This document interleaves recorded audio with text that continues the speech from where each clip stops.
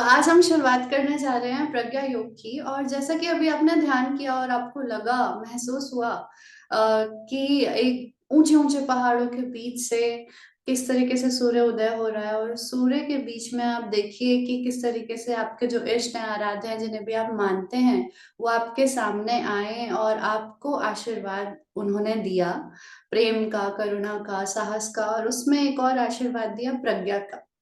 तो ये प्रज्ञा होता क्या है?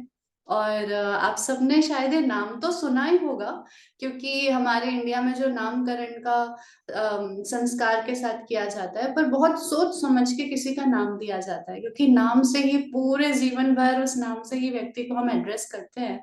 कि अगर किसी व्यक्ति का नाम हर्ष है, तो उसका नाम सुनते ही खुशी होती है। अगर किसी व्यक्ति का नाम में भी चांदनी है, तो तुरंत ध्यान जाता है, अच्छा चांद और चांदनी। जैसे यहाँ पे नम्रता, तो नम्रता से हमारा क्या अर्थ निकल के आता है कि बहुत ज्यादा अ, हम नम्र पूर्वक व्यवहार कर रहे हैं। ऐसे यहाँ पे आशीष जी हैं, तो आशीष अपने आप में एक आशीर्वाद का भाव लेकर के आता है, हम सबके नाम। और साथ में अगर हम प्रज्ञा की बात करें, तो नाम तो हमने सुना है, पर उसके मर्म को जानने की कभी कोशिश नहीं करी, क्योंकि इसका मर्म बहुत डीप है, बहुत डीप है। आज क्योंकि इंट्रोडक्टरी सेशन है, तो फिर जरूरत नहीं है आपको कि आप योगा मैट बिछाएं और एकदम एक्टिव हो जाएं। बस आप अपने कानों को थोड़ा सा लिसनिंग मोड पे अच्छे से रखिए, ताकि आप इस भाव को समझ पाए, बिकॉज थ्योरी हर चीज का बेस होता है ना। अगर सी प्रज्ञा का जो वास्तविक अर्थ है, हम सोचते हैं बुद्धि को ही प्रज्ञा बोलते हैं, है ना। और कई बार हम सोचते हैं कि प्रज्ञा का मतलब होता होगा कुछ बहुत सुंदर, कुछ बहुत बड़ा, या इस तरीके से। बट इसका डीप से मीनिंग जानने से पहले मैं आपसे कुछ पूछना चाहती हूँ। थ्योरी क्यों जरूरी है? तो आप अपने जीवन में इमेजिन करके देखिए कि आपने कोई एक नया इक्विपमेंट खरीदा, कोई मोबाइल फोन खरीदा या ऐसा कुछ खरीदा। तो उसमें तीन तीन टाइप के लोग होते हैं। पहला तो वो होता है जो सबसे पहले उसके मैनुअल को पढ़ेगा और फिर उसको ऑपरेट करेगा। वो मैनुअल पढ़ेगा और उसको ऑपरेट करेगा। सेकंड टाइप के जो लोग होते हैं, वो क्या करेंगे? वो थोड़ा मैनुअल पढ़ेंगे, थोड़ा ऑपरेट करेंगे, यानी कि उन्हें लगेगा अच्छा कैसे करना है, थोड़ा थोड़ा सा देख लिया, थोड़ा थोड़ा प्रैक्टिकल कर लिया।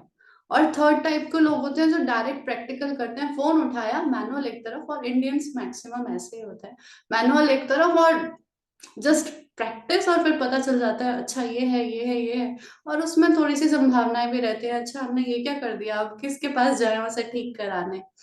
तो एक बार सोच के देखिए कि हम उन तीनों में से कौन है।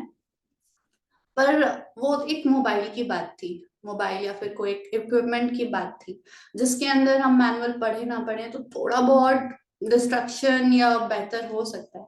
पर यहाँ पे बात हो रही है जीवन की। और जीवन का जो बेस है, उसकी जो थ्योरी है, अगर हम उसे नहीं पढ़ेंगे, उस मैनुअल को नहीं पढ़ेंगे कि इसे चलाना कैसे है, तो मुझे लगता है कि हम कहीं, क्योंकि ऐसा तो नहीं है कि अच्छा ये वाला फोन खराब हो गया तो दूसरा ले लिया, इसी तरीके से जीवन खराब हो गया, ओके सेकंड लाइफ। जैसे हम मारियो में खेलते हैं या खेलते हैं हम अपने अपने वीडियो गेम में, so this is not possible with our life, है ना। ये हमारी लाइफ में पॉसिबल नहीं है। तो इट्स गुड कि हम थोड़ा सा मैनुअल पढ़ लें और थोड़ी सी थ्योरी जान लें, ताकि हम अपने जिंदगी में आगे बेहतर प्लानिंग के साथ बढ़ पाए, बेहतर तरीके से बढ़ पाए। तो वो क्षण हमारे जीवन में हम ये सोच सकते हैं कि अब आ गया है, कि हम विचार करें। और 2024 अपने आप में एक बहुत ही चेंज लाने वाला साल है। आप देख ही पा रहे होंगे किस तरीके से हर जगह धूम है। श्री राम लल्ला जी आने वाले हैं, श्री राम मंदिर में अयोध्या सज रही है। एंड जैसा कि हमने पहले भी डिस्कस किया था, दैट चैनल का नाम ही आपने शायद देखा होगा, द राइज ऑफ सतयुग। पता नहीं आप में से कितनों ने एक्सप्लोर किया है, बट सतयुग की वापसी कंफर्म है ना। कलयुग अब बहुत ज्यादा हाई लेवल पे पहुंच गया है, तो अब सतयुग का आना जरूरी है। बट वो सतयुग कैसे आएगा? वो सतयुग तब आएगा जब हमारे मन के अंदर, जब हमारे हृदय में सतयुग घटित होना शुरू हो जाएगा, when it starts with our emotions. सतयुग में क्या होता है? सभी एक दूसरे की हेल्प करते हैं, सभी एक दूसरे का ख्याल रखते हैं, पॉजिटिव इमोशंस होते हैं, टारगेटेड हमारा वर्क होता है। ऐसा नहीं कि किसी लूट कर ली, किसी को तंग कर दिया, इतना ज्यादा नहीं, है ना। So that is going to happen soon. पर उसका जो अभी बेस तैयार हो रहा है, नींव पड़ रही है, सो that is all going on and you can see the changes.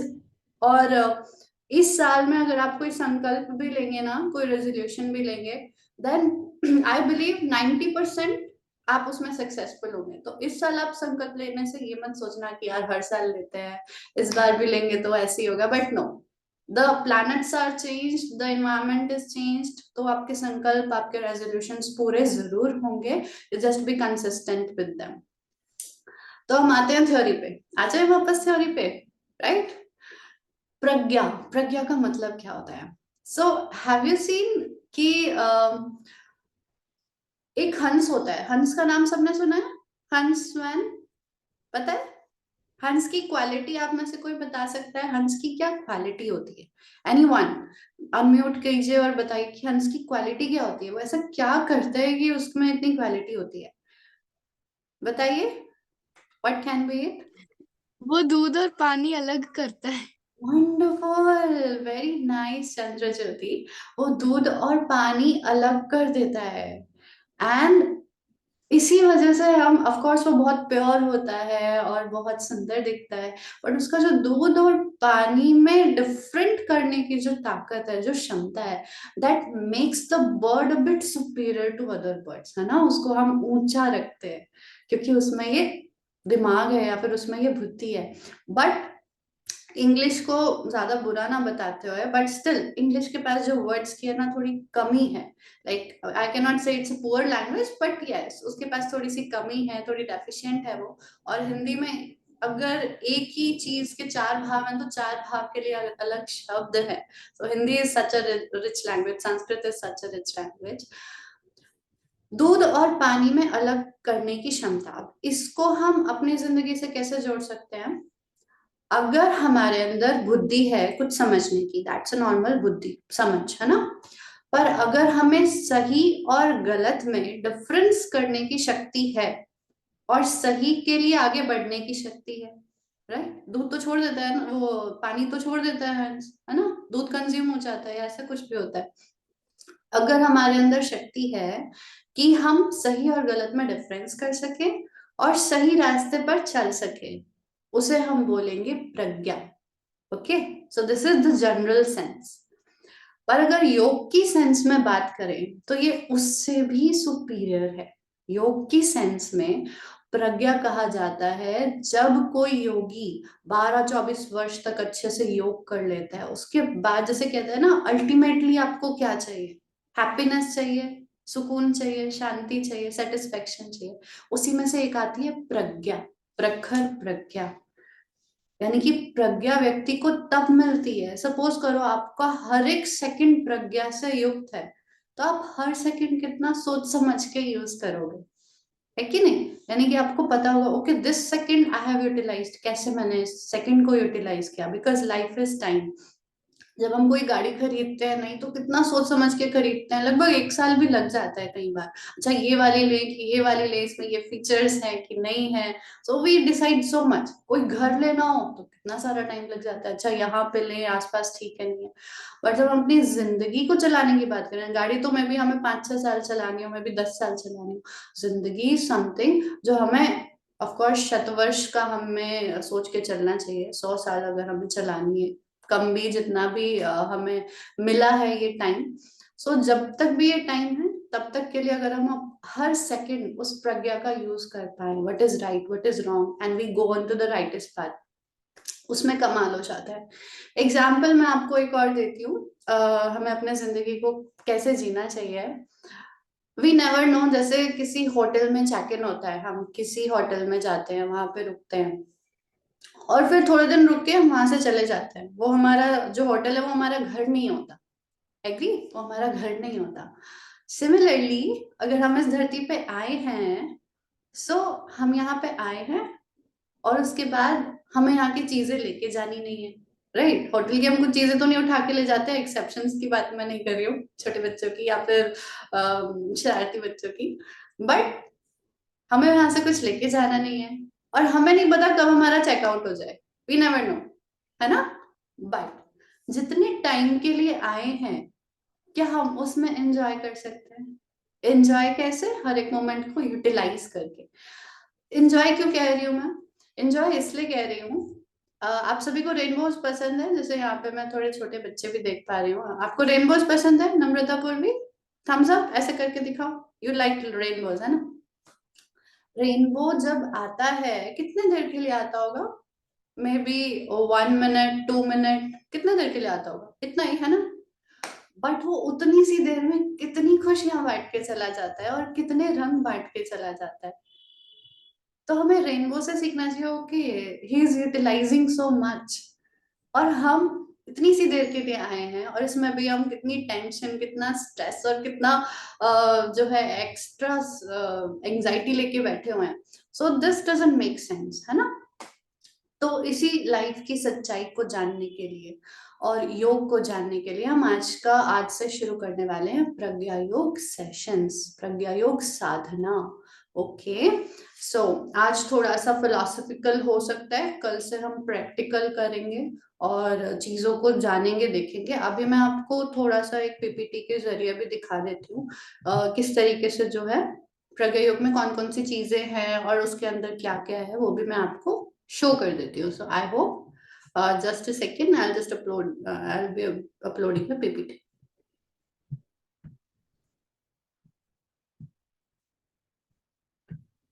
Meanwhile, if you have any questions, you can definitely write in the chat box.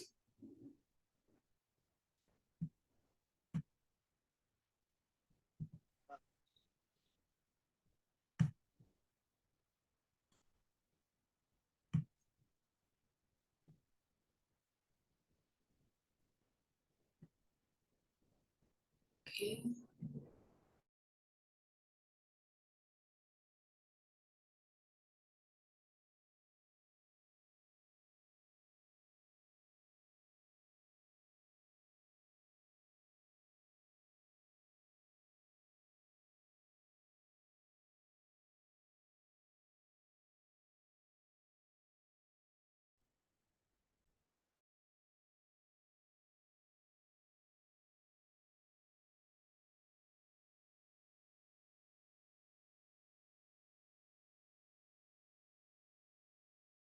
Okay, तो प्रज्ञा योग साधना जिसको हम कंटिन्यू कर रहे हैं।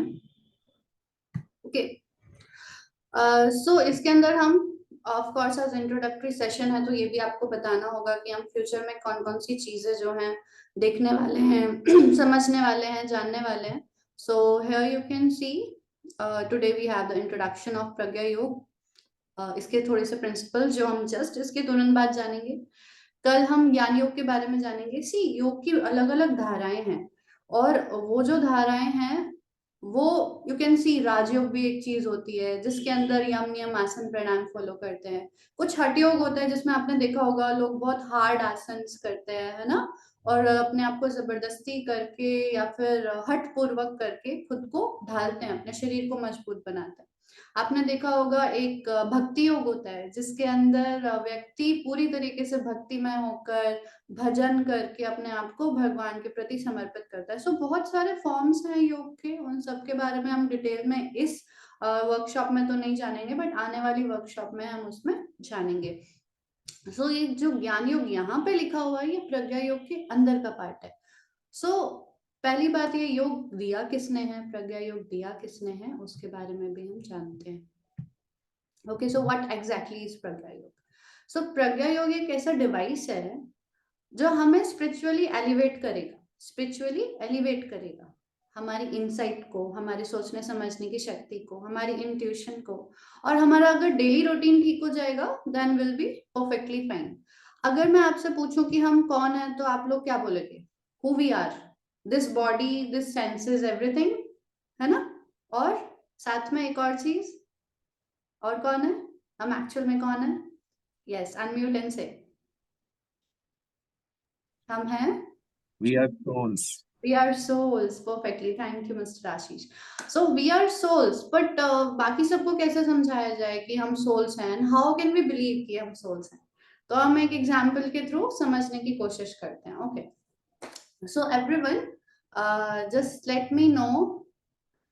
अगर सपोज करो कि मेरे पास जो है एक, मेरे पास एक इमेज है, ओके, या फिर मेरे पास एक फोन है, तो मैं कहूंगी कि दिस फोन इज माइन, है ना, ये फोन मेरा है. मैं बोलूंगी ना this phone is mine, agree, ये फोन मेरा है, डन. इसी तरीके से मैं बोल सकती हूँ कि मेरा फोन बहुत अच्छा है, ये भी समझ में आता है. सेकेंडली मैं बोल सकती हूँ कि जो है मेरे हाथ में दर्द हो रहा है, मेरे हाथ में दर्द हो रहा है, और एक्सरसाइज करने से मेरा हाथ ठीक हो रहा है, तो मेरा हाथ, दैट मीन्स हाथ तो मैं नहीं हूँ, एग्री, हाथ में नहीं हूँ, हाथ इज डिफरेंट. सिमिलरली आपने कभी ऐसा कहा है कि आज ना बहुत बॉडी पेन हो रहा है, मेरे शरीर में दर्द हो रहा है, एग्री, कहा होगा कभी, आज तो मेरी बॉडी में दर्द हो रहा है. और इससे ये प्रूव हो जाता है कि ये बॉडी भी मैं नहीं हूँ, मेरी body, but this body is not me. ये बॉडी मैं नहीं हूँ, ये मेरी बॉडी है, बट ये बॉडी मैं नहीं हूँ. That means there must be something superior, है ना. यानी कि मैं कुछ और हूँ एंड वो कुछ और, जिसे हम सोल बोलते हैं या आत्मा बोलते हैं, दैट इज द ट्रू अस, वो हम असल में हैं. और अगर आप कहेंगे कि आत्मा की क्या क्वालिटीज होती हैं, जैसे बॉडी विजिबल है, इसके अंदर बोन्स होती हैं, everything is there in the body. आत्मा की क्वालिटी इज डिटैच्ड. किससे डिटैच्ड? दर्द से, दुख से. बॉडी में दर्द होता है, आत्मा में दर्ड नहीं होता. ओके, आत्मा में दर्द नहीं होता, इट इज सीरीन, अच्छे से. अब किस तरीके से प्रज्ञा योग हेल्प करता है उसकी एलिवेशन में मैं आगे आपको बताती हूँ. यहाँ पे बहुत डिटेल में हमें पढ़ने की जरूरत नहीं है. नॉर्मली हम ये सोचते हैं कि बस हमने पूजा पाठ कर लिया, जब कर लिया, सो उससे हमारी स्पिरिचुअल एलिवेशन हो जाएगी. एंड पूजा पाठ जब एवरीथिंग इज सो साइंटिफिक, वो हम आने वाली कुछ वर्कशॉप्स में देखेंगे. विजडम, नाउ अगर हम इंग्लिश का एक सटीक वर्ड ढूंढे प्रज्ञा के लिए, तो आई फाउंड विजडम. ओके, प्रज्ञा साधना एक मॉडिफाइड सीक्वेंस है, आसन भी है इसके अंदर, एक सीक्वेंस है जिससे हमारी हेल्थ बेटर होगी, हमारा स्ट्रेस रिलेटेड इश्यूज रिमूव होंगे, प्लस हम ग्रो करेंगे, हम अपनी लाइफ में ग्रो करेंगे, राइट. नेक्स्ट, सो ये वो सीक्वेंस है जिसे हम मैं भी अपने 4th डे या 5th डे पे समझेंगे. तो आसन योग का सिर्फ 1% है. Okay, we discussed earlier also, आसन योग का सिर्फ 1% है. योग के अंदर एक पार्ट है आसन, it is not the full योग, वो पूरा योग नहीं होता. योग is something that will live. योग वो होता है जो हम जीते हैं, योग वो होता है जो जीने की कला है, राइट. योग करने की चीज नहीं है. ओके, सो इसके बारे में हम डिटेल में अपनी नेक्स्ट सेशंस में जानेंगे. कमिंग ऑन टू दिस, ये है एक जनरल सीक्वेंस जिसकी मतलब कौन सी चीजें हैं जो हमारी डेली प्रज्ञा योग में शामिल होगी. मैं आपको कहूँ हठ योग फॉलो करो, अगर आप अपने आप को बेटर करना चाहते हो तो वो हार्ड होगा आपके लिए. मैं कहूँ राजयोग फॉलो करो, तो हो सकता है वो भी डिफिकल्ट हो, क्योंकि इतना ज्यादा डिटेल में ना ही अब वैसा वातावरण है, ना ही वैसे गुरु हैं जिनको हम फॉलो करके वो चीजें कर पाए, right. But this Pragya Yoga Sadhana, this is so very convenient, जो कलयुग के लिए ही बनाई गई है, और कलयुग में रहने वाले मतलब हम सब के लिए. हम इस चीज को फॉलो करके उतना ही लाभ पा सकते हैं जितना कि किसी और योग धारा को फॉलो करके पा सकते हैं. सो दैट इज द बेनिफिट. दिया किसने है? पंडित श्री राम शर्मा आचार्य. कौन है वो? उन्हें युग ऋषि भी कहते हैं, और वो जो है हमारे एक बहुत बड़े स्पिरिचुअल पायनियर रहे हैं, और उन्होंने पता है कितनी बुक्स लिखी हैं. ही रॉट मोर देन 3200, 3000 से ज्यादा बुक्स उन्होंने लिख दी. So he is an of course elevated soul. Okay, so of course अभी वो नहीं है, वो सूक्ष्म शरीर में जा चुके हैं, but what he gave to us, जो उन्होंने हम सबको दिया, is, you can also search on internet, अगर आप देखेंगे और जानने की कोशिश करेंगे. वो स्वतंत्रता सेनानी भी रहे हैं, उन्होंने पूरा मिशन, जो उनका मिशन था, मोटो था. सी, जब हम अपनी लाइफ में एक टारगेट को लेके चलते हैं तभी हम उस तक पहुंच पाते हैं. सपोज आपको किसी इंस्टीट्यूशन में जाना है, सपोज यहाँ पे जो बच्चे हैं उन्हें स्कूल जाना है या फिर किसी को अपना जॉब पे जाना है, बट आप पहली बार जा रहे हो, तो आप क्या करोगे?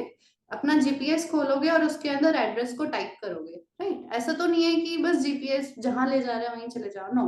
पहले आप अपने टारगेट को वहां पे डालोगे और उसके बाद आप उसे फॉलो करोगे। मेक सेंस, है ना? लाइफ में भी नॉर्मली क्या होता है, हम बस चलना शुरू कर देते हैं, हम ये नहीं सोचते हमारा टारगेट क्या है। सो प्रज्ञा योग इज समथिंग जिसमें आपको आपका टारगेट डिसाइड होगा कि एक्चुअल टारगेट है क्या, हमें जाना कहाँ है, ताकि हम उस रूट पे, सही रूट पे जा सके, सही तरीके से जा सके, सही डायरेक्शंस के साथ जा सके, राइट? तो ऑफ कोर्स गायत्री मंत्र वो जीपीएस का काम करता है, जो हमें बिल्कुल सही डायरेक्शन पे लेके जाता है, हमारी बुद्धि को सही लेके जाता है। बट दिस प्रज्ञा योग इज डेफिनेटली इनक्रेडिबल, है ना? यहाँ पे आप देख पा रहे हैं, स्टार्ट्स विद 10 to 15 मिनट्स आत्मबोध। ये आपको थोड़े से भारी वर्ड लगेंगे, but I will make it very simple with you, okay? इसको मैं बहुत अच्छे से आपको समझा दूंगी। And next is going to be, जो हम डेली का टास्क करते हैं, जो भी हम काम करते हैं, उसके साथ साथ उपासना को कैसे सी, हम यूएस से सीखने वाले हैं। यूएस से सभी लोग जानते होंगे व्हाट इज यूएस, है ना? तो हम थोड़ी से डिफरेंट डेफिनेशन के साथ यूएसए में जाएंगे, not United states of America. U for Upasana, S for Sadhana, A for Aradhana. Okay, so it's going to be very very easy. Don't worry, ऐसा नहीं है कि ये बहुत भारी शब्द हैं तो हमें समझ नहीं आएंगे, but why not? समझने की कोशिश करेंगे और उसको अपने जीवन में अपनाएंगे। 24 आवर्स का वो काम रहेगा, बट वो कैसे आपके डेली लाइफ के साथ मर्ज हो जाएगा आपको पता ही नहीं चलेगा। ओके, सो यहाँ पे उपासना है। जैसे कोई आग अगर जल रही हो, आप उसके पास, अभी सर्दियां भी आप लोग हाथ सेकते होगे तो गर्मी महसूस होती है ना, राइट? तो आप जिसके पास बैठते हो आपको वैसा महसूस होता है, इसलिए कहा जाता है उप आसना, भगवान के पास बैठना। सो व्हाट इज भगवान? भगवान कौन कौन हो सकते हैं? भगवान उच्च मूल्यों का समूह भी हो सकता है, दैट मीन्स गुड क्वालिटीज। भगवान आपके माता पिता भी हो सकते हैं, भगवान आपके इष्ट भी हो सकते हैं जिन्हें आप मानते हैं, और एक बहुत विजिबल भगवान है जिन्हें आप रोज देखते हैं। तो कोई अनम्यूट करके बता सकता है कि वो विजिबल भगवान कौन से हैं जिन्हें हम रोज देखते हैं, और वो जो है मॉर्निंग में आते हैं। हाँ, अभी थोड़ा सा सूर्य भगवान। सूर्य सूर्य भगवान। भगवान। परफेक्ट। सूर्य।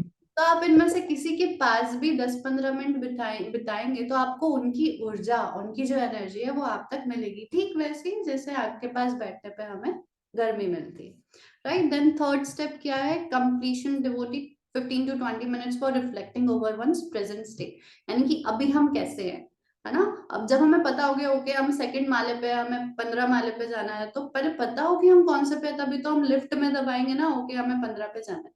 बट हमें पता ही नहीं हम कौन से पे हैं, okay, and we can not decide कि कहाँ जाना है, so we can not move ahead.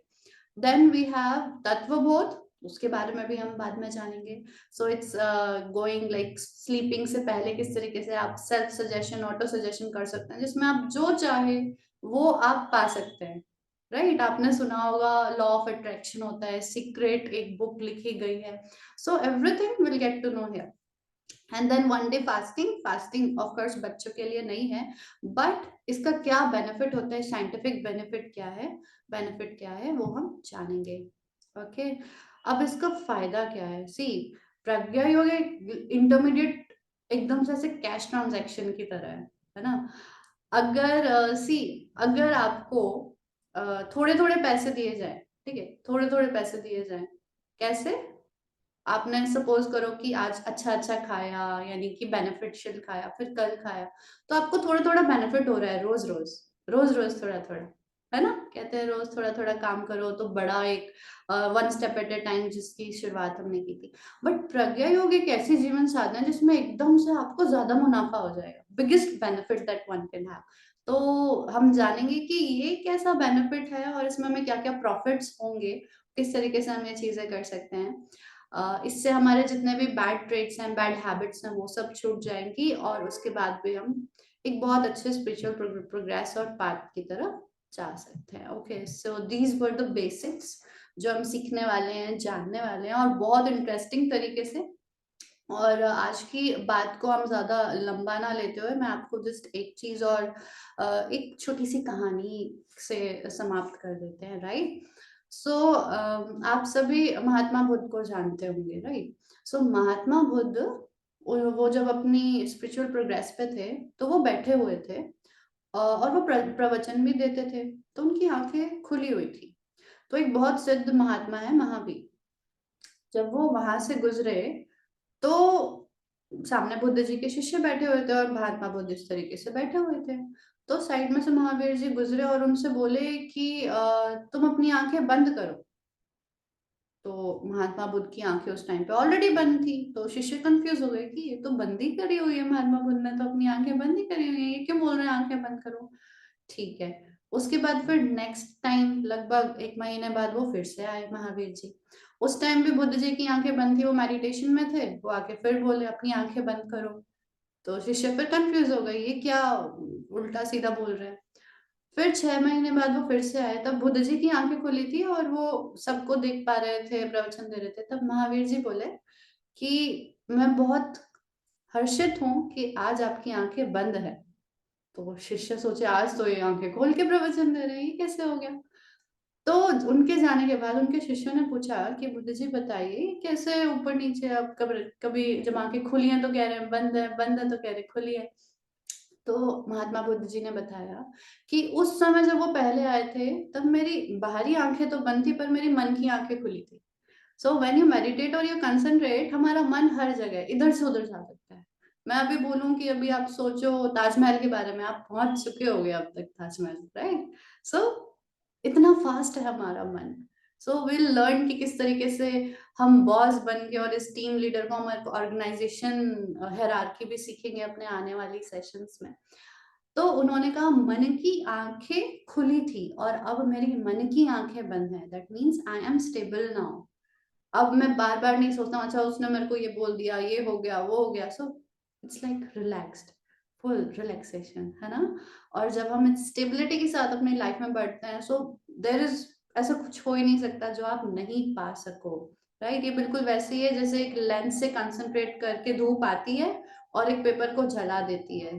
कौन सा लेंस होता है वो? कॉन्वेक्स लेंस, है ना, magnifying glass. Similarly if we can just learn what are the things. तो आज के लिए इतना ही। ओके, तो हम अपनी बात को समाप्त करते हैं शांति मंत्र के साथ कि पूरी धरती पे शांति हो। तो हम इस इमेजिनेशन को करते हुए, so close your eyes, close your eyes. Good. Okay, हाथों को आप ज्वाइन भी कर सकते हैं और ज्ञान मुद्रा में भी, ध्यान मुद्रा में भी रख सकते हैं। इमेजिन कीजिए कि आपके सामने छोटी सी पृथ्वी माता है बॉल के रूप में। Okay, and what ever you have learn, आप उसको ब्लेस करें, पूरी धरती को ब्लेस करें। ओम सर्वे भवन्तु सुखिनः, सर्वे सन्तु निरामया, सर्वे भद्राणि पश्यन्तु, मा कश्चित् दुःखमात् भवेत्। श्रद्धां मेधां यशः प्रज्ञां, विद्यां पुष्टिं श्रियं बलं, तेजोआयुष्यमारोग्यं देहि मे हव्यवाहनम्, देहि में हव्यवाहना। अपने हाथों को रब करेंगे, आंखों पे लगाएंगे और बड़ी सी स्माइल के साथ आंखें खोलेंगे। ओम शांति शांति शांति। ओके, तो आज का जो हमारी सेशन है वो यहाँ पे फिनिश होती है।